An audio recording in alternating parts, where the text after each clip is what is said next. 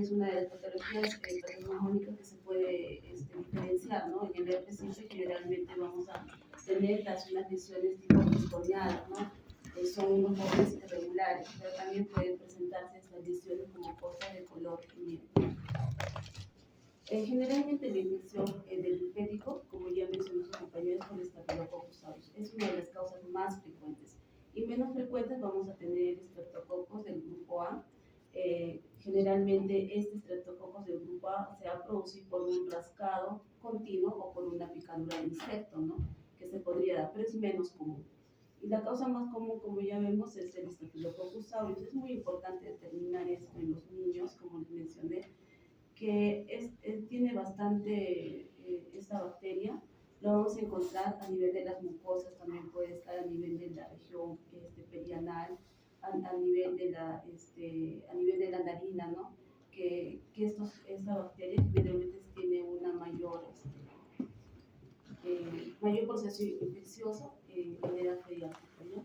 Es muy importante determinar eso. La anatomía linfático generalmente es una lesión que se va a dar a nivel de la epidermis, pero es a nivel de la parte superficial que va a llegar hasta el estrato córneo y posterior al estrato córneo se van a producir las lesiones, la lesión como una pústula, que esta va a ser la proliferación de los neutrófilos. Y cuando llega a una complicación del linfático se va a llamar estima, ¿no? Que vamos a ver una lesión, que sería ya una complicación del linfático. Por ejemplo, que tenemos el estima, es una complicación profunda de la piel. Vamos a ver como unas lesiones necróticas, con un borde, puede haber con un borde eritematoso, y esto generalmente es causado por un Staphylococcus aureus. Si ustedes ven esta lesión, pensar siempre en los dos patógenos, Staphylococcus aureus o Streptococcus pyogenes, ¿no? Ya sea el diagnóstico diferencial. Si hay duda diagnóstica, podemos pedir un hisopado o pedir un cultivo. Entre los diagnósticos diferenciales que le faltó mencionar, vamos a tener el linfático estafilocócico, que es el más frecuente, como ya mencioné, que presenta unas pústulas con estas costras meriséricas. Generalmente van a ser más común en el rostro. Posteriormente el estima, que es una complicación. Vamos a tener las dermatitis eczematosas. Generalmente estas se van a presentar en las dermatitis atópicas. Estas lesiones como placas eritematosas exudativas. Pero una de las causas más frecuentes son las dermatitis atópicas. El herpes simple también sería un diagnóstico diferencial. Se van a presentar esas vesículas, ya sabemos, con una base eritematosa a nivel de la boca, vesículas agrupadas, ¿no? Y bueno, y vamos a tener las infecciones fúngicas también, que se van a presentar unas lesiones tipo pústulas, de tipo estéril, y estas sí van a necesitar el diagnóstico mediante un raspado, ¿no? Generalmente, si ya recordamos que todas las infecciones fúngicas tienen unas costras delgadas, ¿no? Y bueno, y eso se tiene que ser raspado para hacer el examen de KOH. Acá vamos a tener la lesión del linfático, ¿no? Esa lesión no se olvide, ¿no? Que es una lesión de tipo, de ese color miel, ¿no? La lesión meriséricas. Y un estima, el estima ya también va a ser una lesión tipo necrótica con un borde eritematoso, ¿no? Y esto generalmente sí te produce un poco de dolor. La ubicación o la causa que se puede dar esto es por el rascado continuo o, como ya mencioné, por una picadura. El herpes simple, la diferencia sería que el herpes simple presentan estos bordes festoneados, ¿no? Las costras de tipo miel. En el herpes, esta puede ser por va a representar la peritonización secundaria, ¿no? A un traumatismo secundario. En relación al linfático, o sea, yo creo que el diagnóstico de un linfático con los otros diagnósticos diferenciales es también clínico. Entre esta imagen que ustedes pueden ver, esta es una dermatitis eczematosa, ¿no? Es una placa eritematosa. Esta dermatitis eczematosa puede ser en pacientes, como mencioné, una dermatitis atópica, tienen antecedentes de dermatitis, se pueden llevar a costras de tipo exudativo por el rascado persistente y no por un cuadro infeccioso como se menciona. Bueno, para tener el diagnóstico es importante, si nosotros retiramos esa costra de color miel, entonces se hace el hisopado de la base, no vamos a hacer el hisopado de la costra, sino el hisopado ya al retirar de esa base, ¿no? Del exudado de la base. Si hay duda diagnóstica y necesitamos o el tratamiento al inicio no ha habido una mejoría, es importante también hacer el cultivo para poder diferenciar el crecimiento del Staphylococcus aureus, porque puede ser resistente o no resistente, ¿no? Y así nosotros mejorar el tratamiento de nuestros pacientes. El tratamiento generalmente de estos pacientes de Staphylococcus va a ser tópico. Si vemos que es en la cara, es pequeño, va a ser tópico. 3 veces al día, por ejemplo, tenemos la mupirocina que pueden aplicar. Y si va a ser de manera sistémica, el tratamiento es de 7 a 10 días. Vamos a tener la cefalexina o la diclofenac, y si es resistente vamos a poder usar la doxiciclina, o si la lesión es amplio, podemos iniciar la vancomicina. Bueno, en unos estudios menciona, bueno, las medidas generales sí es importante la clorexidina, ¿no? Aplicar en un inicio de manera tópica, pero en unos estudios menciona baños de lejía. Entonces vi en una literatura que mencionaba baños de lejía, nosotros bañamos con lejía, no, pero sí hay estudios que mencionan que una cucharada de lejía 5% por 1 litro de agua va a mejorar la erradicación de este Staphylococcus aureus, ¿no? A nivel, también hay la mupirocina a nivel nasal, que también se puede aplicar a nivel de las narinas, ¿no? Y si ha habido efectos, estos estudios han demostrado que ha habido mejoría. Hablamos de la resistencia, ¿no? Si un paciente, ustedes le están dando un antibiótico de 1 a 3 días y no ha habido mejoría a los antibióticos, entonces hay que rotar al antibiótico al tercer día para ver los resultados, porque a veces si el paciente presenta fiebre, no hay mejoría, empezamos con otro tipo de antibiótico. Por eso es importante realizar los cultivos. Y a un inicio, si la lesión es extensa, tenemos que hacer un cultivo. Si la lesión es pequeña, no hay necesidad de hacer un cultivo, ¿ya? A ver, acá vamos a tener una imagen, como ven, de un niño con impétigo, ¿no? Por un Staphylococcus aureus sensible, ¿no? Esas son las lesiones melicéricas, ¿no? Si ustedes sacan estas lesiones, no va a haber una lesión ulcerativa, a diferencia de un estima, ¿no? Que sería una de las complicaciones. Acá, por ejemplo, tenemos de un paciente de 45 años de edad con grandes erosiones de tipo costrosas, y estas que se han vuelto confluentes, pero lo importante de este paciente, que este paciente recibió ya antibióticos y hizo resistencia al Staphylococcus aureus, ¿no? Y por eso se presentaron estas lesiones erosivas de manera persistente y casi genérica en todo el cuerpo, ¿no? Son erosiones de tipo costrosas. Acá también tenemos un paciente que ya tenía un pemfigo foliáceo, ¿no? Ya es un paciente inmunosuprimido.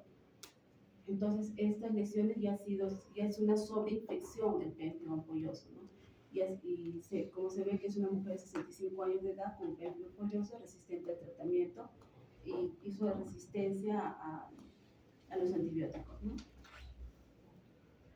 Bueno, también es una lesión rara, es una lesión, como mencionan acá, es una enfermedad de Halley, es una enfermedad genética, ¿no? Autosómica dominante, como se ve acá, que te va a presentar estas lesiones, va a provocar ampollas, erosiones, costras dolorosas, y estas lesiones tipo de aspecto miel que pueda presentar, pero es una enfermedad rara que puedan hacer un diagnóstico diferencial si que ve una lesión en extremidades. Acá tiene un paciente con las costras de color miel en las barbas, ¿no?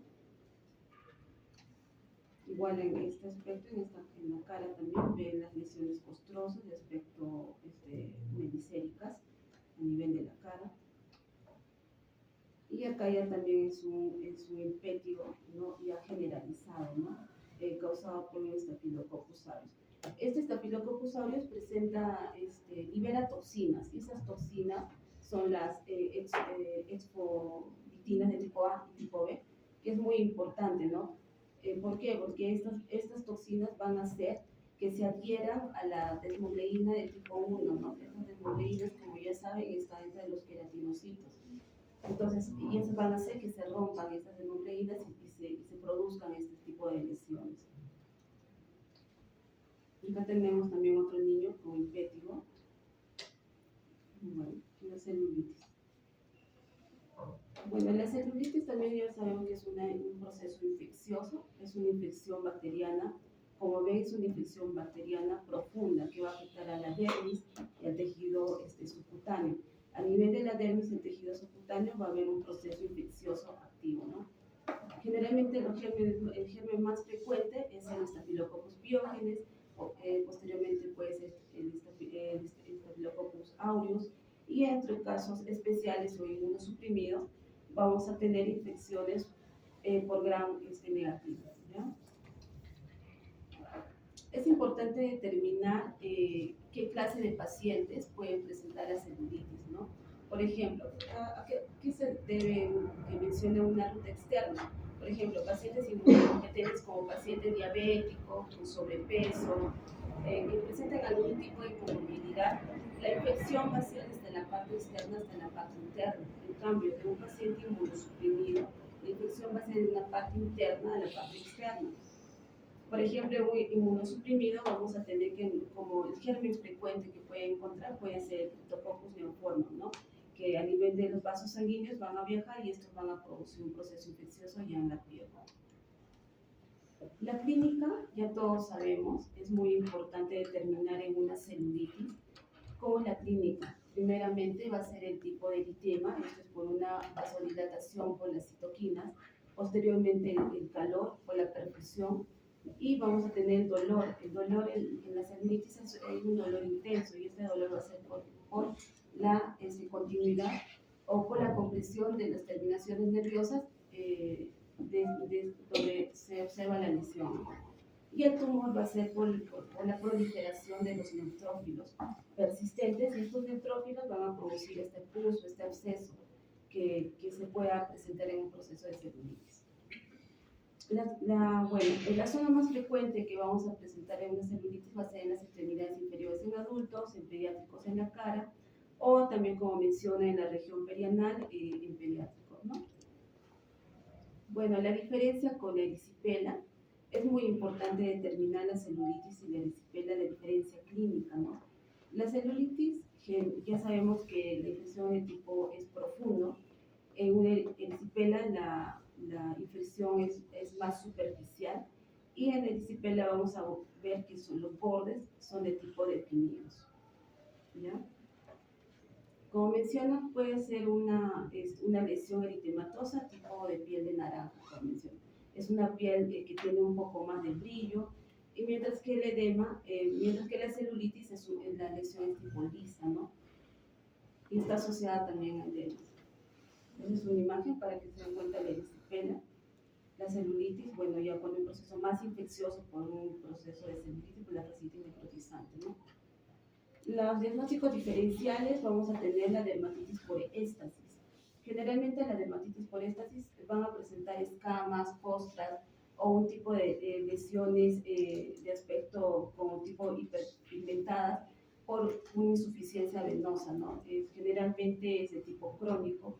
La dermatitis de contacto presentan vesículas, y esta se va a asociar por el prurito intenso. La tromboflebitis superficial, generalmente también vamos a tener alteración a nivel venoso, y bueno, la trombosis venosa profunda, que eso sí requiere un examen una ecografía Doppler. Por ejemplo, acá tenemos la dermatitis de éstasis. Vamos a ver en otra imagen. Acá. Como ven acá, la dermatitis por éstasis, generalmente vamos a ver un proceso inflamatorio crónico, ¿no?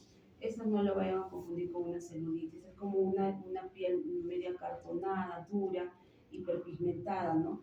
Que es crónico, y es un proceso que se tendría que hacer un diagnóstico diferencial con la celulitis, pero es más por un proceso de una insuficiencia venosa. Acá tenemos, por ejemplo, la tromboflebitis superficial, ¿no? Es una trombosis venosa superficial, y esta va a ser causada por una obstrucción de un trombo. El tratamiento para esto ya sabemos que va a ser anticoagulación. Va a presentar un proceso de lesión eritematoso con calor, generalmente estos pacientes presentan un dolor intenso. Y bueno, si hay un cuadro obstructivo por un trombo, entonces el tratamiento sería anticoagulación. Se ha visto bastantes pacientes, no sé si ustedes han visto este tipo de lesiones, son lesiones eritematosas en extremidades inferiores, ¿no?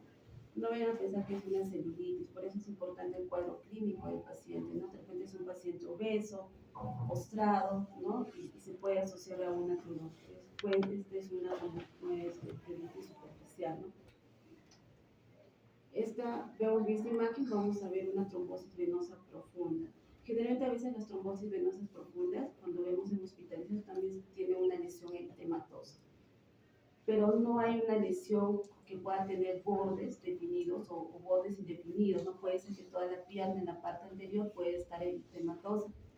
Pero para el diagnóstico diferencial, si es una trombosis asociada a una celulitis, tenemos que pedir un ecodoppler, ¿no? Para ver la obstrucción de la trombosis, ¿no? Vamos a tener acá, el tratamiento es muy importante, tanto si va a ser tratamiento ambulatorio o tratamiento hospitalario. Vamos a dar la terapia inicial si es una celulitis en cara o en brazo que no compromete, que no tenga clínica sistémico. Entonces podemos dar la cefalexina o diclofenac 500 4 veces al día.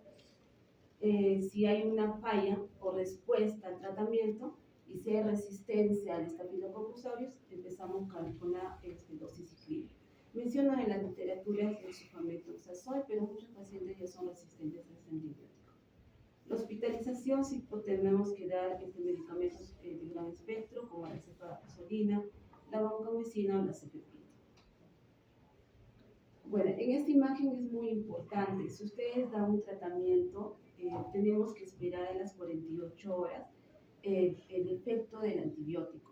La fiebre va a empezar a descender posterior a las 48 horas y el proceso inflamatorio también empieza a disminuir. Pero recordemos que esta lesión en un proceso de una celulitis no se va a resolver entre los 7 días. Se resuelve más aproximadamente hasta los 14 días. Eso implica que haya una falla terapéutica, ¿no?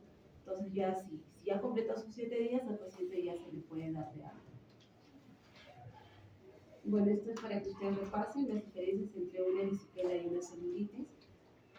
Y bueno, eso ya se mencionó. Acá tenemos una lesión eritematosa, no es un bordes definidos, esta es una erisipela, puede ser bilateral, hay que diferenciar de la rosácea. La rosácea, chicos, ¿cuál es la causa más frecuente de la rosácea? ¿Qué es bacteria? Parásito. Parásito. Ajá.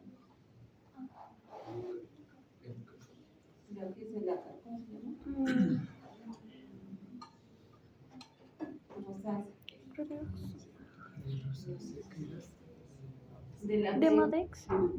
Demodex. ¿Y de la T?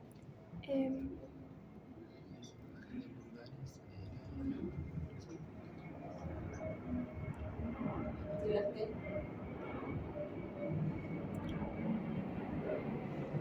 Cutibacterium. Cutibacterium. Ah,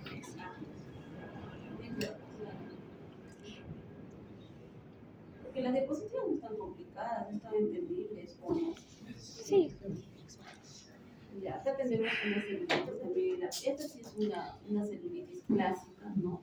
Pero tiene hasta temas, tiene como tipo tema. Acá ya, aparentemente también está asociada a un proceso de una insuficiencia venosa, porque acá tenemos una lesión tipo acartonada, hiperpigmentada, ¿no?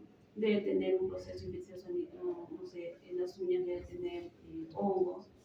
Pero bueno, en este caso es un paciente varón de 70 años de edad con éstasis venoso crónico, y úlcera por éstasis y una lesiones vesiculares, ¿no? Y esta es resistente a Staphylococcus aureus, resistente a meticilina, ¿no? Esta también es muy importante. Estas lesiones, como ven acá, es de un paciente que recibió aparentemente quimioterapia, entonces es un paciente inmunosuprimido, ¿no? Entonces, si ven, son los bordes, no tienen bordes definidos, Entonces sería una complicación de un paciente inmunosuprimido, ¿no? Una celulitis en un paciente inmunosuprimido. Como menciona acá, el cáncer de mama del lado derecho se había tratado con una mastectomía y incisión de ganglios linfáticos 10 años antes. Y posterior se presentó un linfadema en brazo derecho y había un linfadema de manera recurrente, ¿no? Y posteriormente se presentó una celulitis recidivante. Esta de acá, ¿qué es esto? ¿Es abdomen o es glúteo? Glúteo, glúteo. Claro, como mencionó, la erisipela de las nalgas, menciona, es una imagen de un libro que Piel saqué, naranja. ¿no? Es una erisipela, si ven son bordes definidos, a diferencia de esta, ¿no? Que no tiene bordes definidos. Entonces acá sí se observan unos bordes definidos. Y lo curioso de esto es una erisipela de las nalgas por un estreptococcus del grupo B, como mencioné, ¿no? El estreptococcus del grupo B generalmente está a nivel intestinal. ¿Y por qué se ha dado en ese paciente? Porque es una mujer de 40 años de edad con antecedentes de enfermedad de Crohn, con hidrostomía y tiene operación previa por una hidranetitis, cáncer de vulva, no por un cáncer de vulva, ¿no? Tratado con una radioterapia. Tenía la vía de entrada fue una hendidura interjunta. Entonces eso fue lo que le produjo la erisipela, ¿no? Por el poco de grupo. Bueno, acá también tenemos otra erisipela, para que no se olvide, por un estreptococcus del grupo A. Y acá también hay una erisipedoide de la mano, ¿no?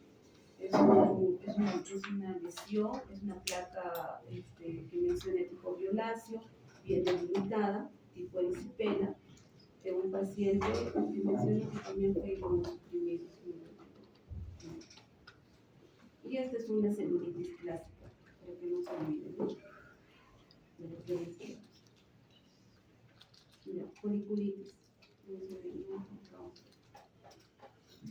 La foliculitis generalmente, como ya mencioné, es una obstrucción, ¿no? Generalmente la clínica de este paciente no va a presentar síntomas, puede presentar un prurito leve, generalmente va a ser el folículo asociado a una pústula, ¿no? Ustedes ven un folículo, una pústula es una foliculitis. Puede ser genérico, puede ser causado generalmente será en la parte del tórax, asociados a pústulas, pápulas, costrosas, y también se puede dar a nivel de los glúteos, ¿no? Bueno, es una presentación, esta presentación representativa del área sujetas a generalmente esa fricción, oclusión, o donde se observa abundancia de los folículos pilosos terminales, ¿no? Generalmente esto representa el 1% de todas las consultas dermatológicas y la afección generalmente son en jóvenes adultos. Vamos a tener foliculitis de gram negativos. ¿En qué casos? Vamos a tener, por ejemplo, si sabemos que el tratamiento del acné, si damos tratamiento prolongado, va a alterar la microbiota de la dermis. Entonces, por lo tanto, va a ser susceptible a que se produzca el cultivo, la proliferación de estas bacterias gram negativas. Otro escenario también se puede encontrar, la foliculitis de tiña caliente que menciona, es por la exposición en los jacuzzis o piscinas contaminadas, que también te pueden dar estas lesiones de este tipo de pústulas, de los característicos, ¿no? De este tipo de foliculitis gram negativa. Otra variante importante, vamos a tener una variante fúngica llamada granuloma de McConaughey. Generalmente esta es una infección fúngica profunda del folículo que puede similar a una foliculitis bacteriana. ¿Cuál es la diferencia de esta? Es que recordemos que las fúngicas que ya hemos visto en las tiñas van a haber una capa ligera, ¿no? de una costra, y eso es lo que se va a presentar en estos granulomas de McConaughey, ¿ya? Sería una de los signos diferenciales con una celulitis. Presencia de escama fina subyacente. Bueno, esos son los diagnósticos diferenciales que vamos a ver en imágenes. El diagnóstico va a ser mediante el laboratorio. Si hay una duda diagnóstica, pueden hacer una tinción de Gram, un cultivo bacteriano si hay una duda diagnóstica para determinar el Staphylococcus aureus. Y un cultivo es muy importante, ¿no? Para ver si hay resistencia o no al Staphylococcus aureus. El tratamiento, como el anterior, es la fluoxetina, tratamiento tópico, cuando la enfermedad es leve. Posteriormente podemos agregar la diclorexidina de 254 veces al día por 10 días. O si hay resistencia, ya mencionamos la doxiciclina o la vancomicina si es algo sistémico, ¿no? La cronicidad. Es muy importante tener en cuenta la cronicidad, porque estos pacientes van a producir un proceso de foliculitis, van a tener recurrencia, justamente por el Staphylococcus aureus que tenemos a nivel de la nariz, la manipulación constante, ¿no? Y los niños o jóvenes, no sé, o adultos que se manipulan la narina o la nariz, entonces van a producirse este tipo de lesiones o en el cuero cabelludo, ¿no? Generalmente por eso. Acá vamos a tener una foliculitis generalizada a nivel del cuello, lesiones vesiculares, con pápulas, eritematosas, lesiones también a nivel de los glúteos. Acá tenemos lesiones con una pústula, extremidades. Esta vamos a tener la queratosis pilaris, ¿no? No sé si alguna vez han tenido este tipo de lesiones a nivel de las extremidades, tipo piel de naranja, ¿no? Y esto se llama la queratosis pilaris, que tenemos acá, que son pápulas foliculares diminutas, rugosas y descamativas, ¿no? Generalmente van a estar en brazos, glúteos, muslos. El granuloma de Majonsi, que ya mencioné, que eso generalmente va a ser por la ruptura de los folículos pilosos infectados, ¿ya? Y puede ser una de las causas frecuentes, el tricofito, ¿no? U otro tipo de pilas. Esto sí es la foliculitis bacteriana, ¿no? Lo clásico que vamos a encontrar.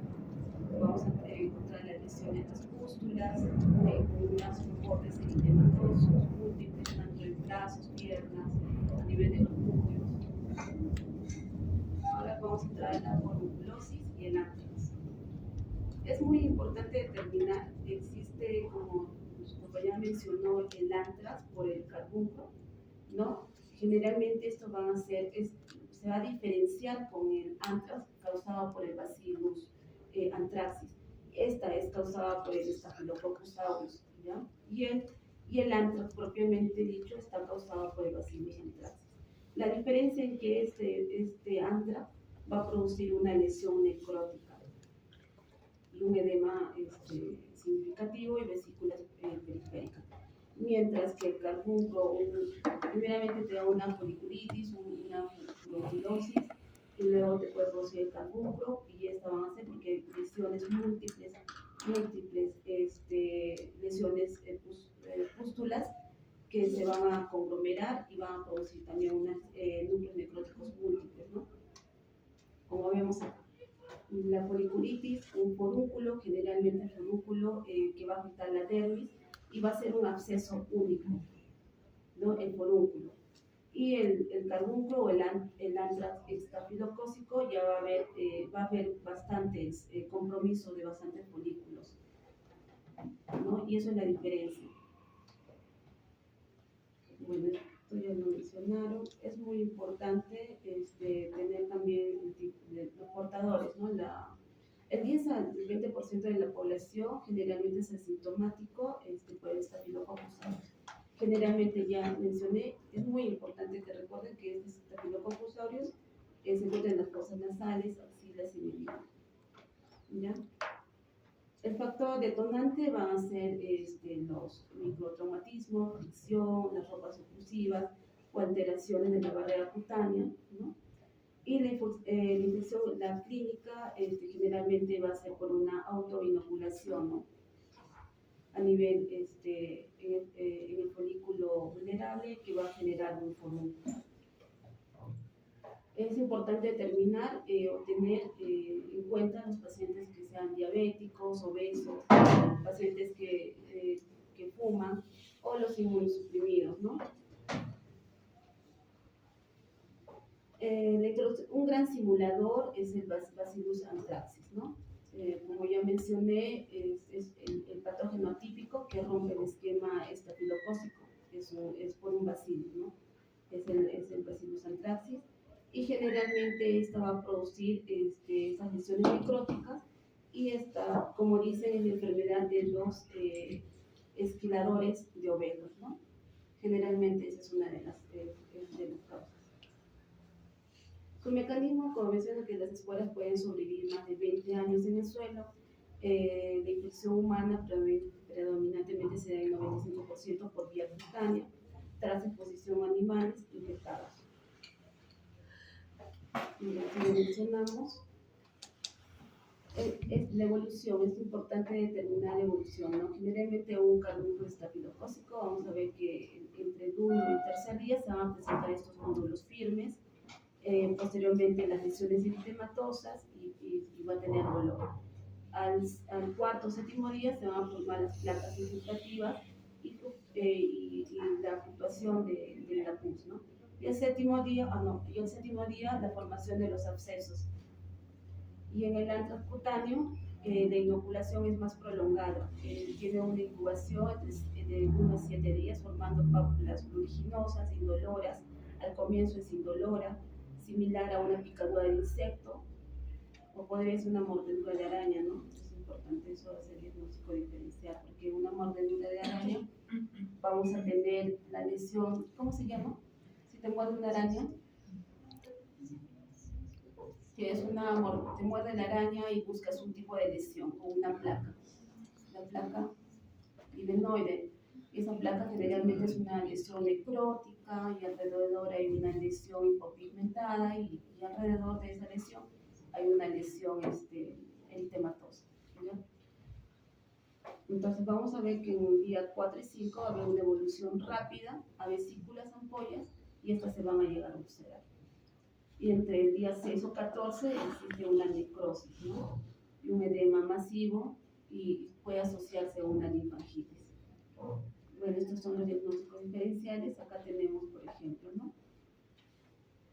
¿Esto qué es? Anthrax. Por Bacillus anthracis.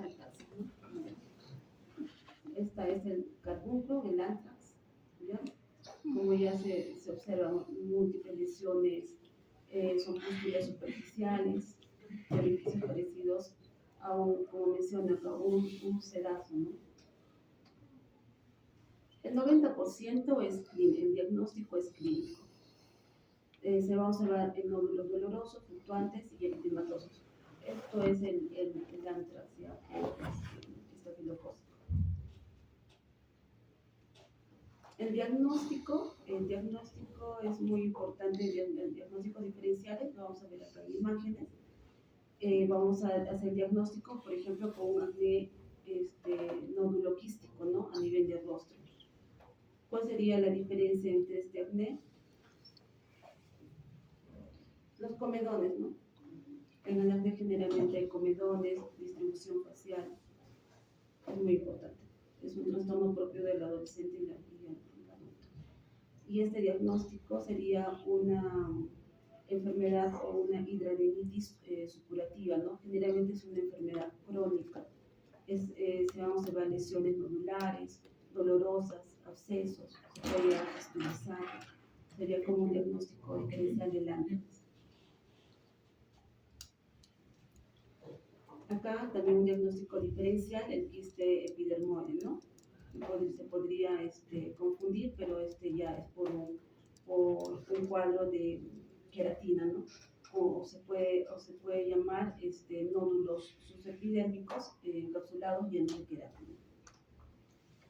El tratamiento es muy importante. El tratamiento no solamente va a ser antibióticos. El tratamiento va a ser la extirpación, ¿no? Y sacar esta colección, ¿no? Porque por sí solo el antibiótico no va a penetrar, porque esta es una lesión que ya está encapsulada. Entonces es importante, en el carbúnculo o el anthrax estafilocócico es importante la decisión, ¿no? y el drenaje de la lesión. A diferencia del otro que vamos a ver. El tratamiento, como ya sabemos, vamos a ver si es una foliculosis extensa, si es sensible al Staphylococcus aureus, cefalexina o diproxazina. Si tiene alto riesgo o sospechamos que es resistencia, la clindamicina o vancomicina, ¿no? Esto aparece en todas las literaturas, en el libro, sulfametosazol con tripizopina, ¿no? Que yo no lo daría particularmente porque muchos ya son resistentes a antibióticos. El antrax cutáneo por el Bacillus anthracis, el tratamiento es el ciprofloxacino, como mencionan acá, se da hasta 60 días. Y la doxiciclina, que sería una alternativa, ¿no? Es muy importante también determinar porque en el antrax cutáneo no se hace la incisión o el drenaje, no está contraindicado. O sea, la razón es manipular, raspar o debilitar quirúrgicamente la escara necrótica sin una profunda cobertura antibiótica, puede exacerbar o se puede diseminar este tipo de bacterias, ¿no? Pues es importante primeramente dar el antibiótico y posteriormente de repente hacer la incisión. Pero primeramente es el antibiótico. A diferencia del carnero, ¿no? Por el Staphylococcus aureus.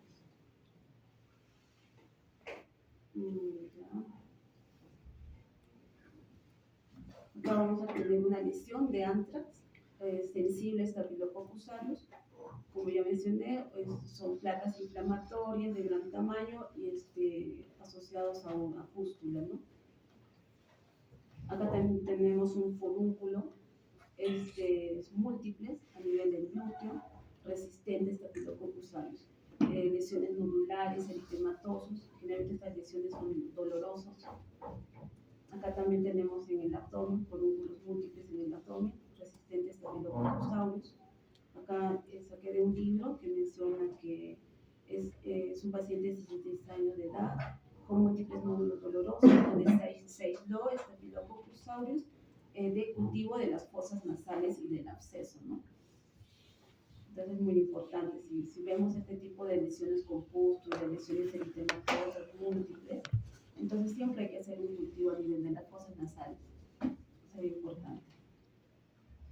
Es importante preguntarse a un paciente que venga con un tipo de lesión, ¿no? Una lesión eritematosa, preguntarse su origen, si es traumático, si hay algún tipo de lesión a nivel de las uñas, a nivel de la planta de los pies, que haya producido un tipo de celulitis, o una lesión a nivel folicular.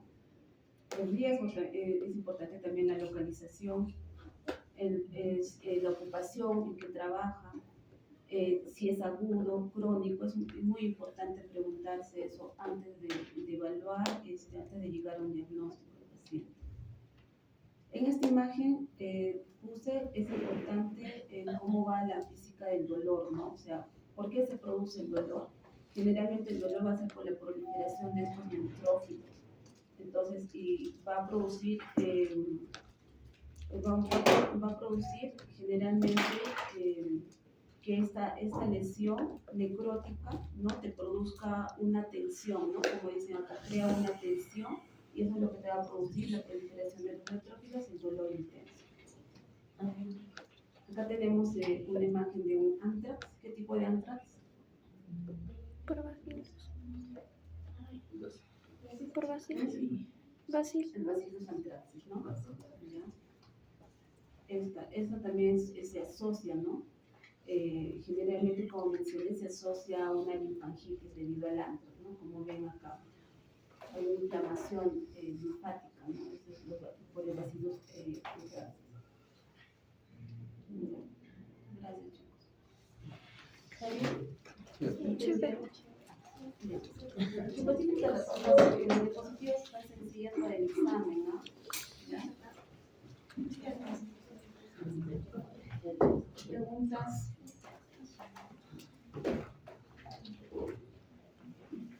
¿Tienes cuidado de acné?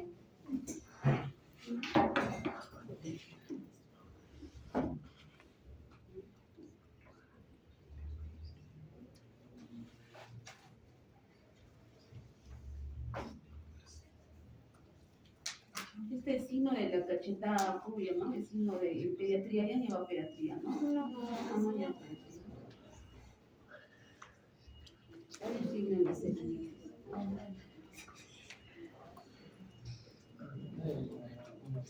Esa de acá. Ah, el de la bofetada. Que te va a presentar lesiones eritematosa.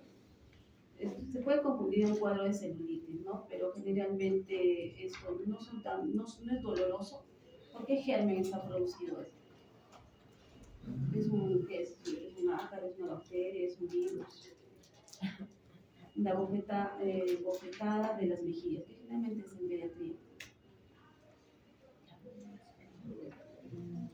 ¿Qué virus? Es un virus, es un parvovirus. B9, es un parvovirus. Entonces, también se dio como un diagnóstico diferencial.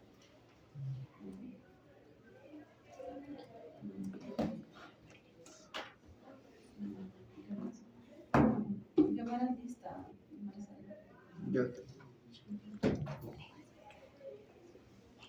Arisa Puyo.